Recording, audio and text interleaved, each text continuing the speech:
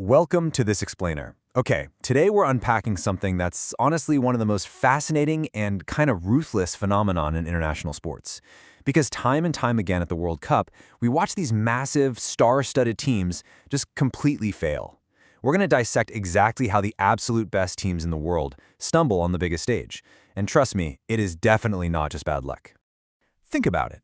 Why do absolute powerhouses, teams like Spain in 2022, who showed up with arguably one of the most talented squads on the planet, get knocked out so early by seemingly lesser opponents? It's literally a pattern that repeats itself every 4 years, ruining brackets and defying logic. But what if I told you they weren't actually beaten by a superior opponent? What if they just walked straight into a trap? Section 1, the Ultimate World Cup Trap. Let's dive right into this. So, to really understand this trap, we have to look at the battlefield itself. The World Cup group stage is governed by a pretty brutal magic number, and that number is 3. You get exactly 3 games. Win enough, you advance. Lose, and you're packing your bags.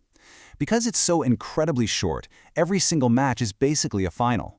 There's no next week to tweak your tactics. You have absolutely zero margin for error.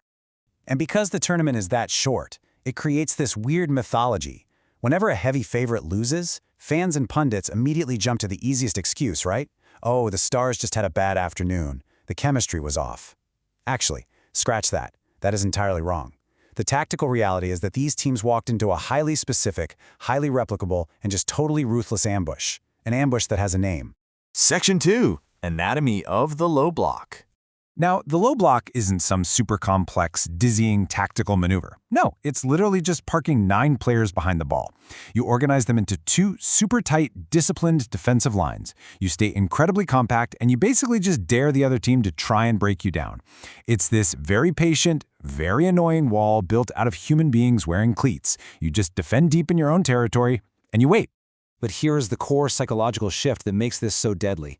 The low block doesn't actually try to win the game. It tries not to lose, which is completely counterintuitive, right? The underdog totally abandons the desire to control the match or be the protagonist. They just defend deep, wait calmly, and focus 100% on survival. And if you're a favored team desperate to prove your dominance, facing an opponent who just flat out refuses to come out and play is psychologically agonizing. Section 3, the Possession Football Illusion. So top-tier teams absolutely love possession football. They want to control the ball, build up slowly, dictate the pace. But possession football desperately needs space to operate. It needs gaps between defenders to thread those killer passes through. Well, the low block's entire reason for existing is to remove that space completely. It compresses the field. So the favorite ends up just passing the ball side to side, which achieves absolutely nothing against a hyper-organized wall.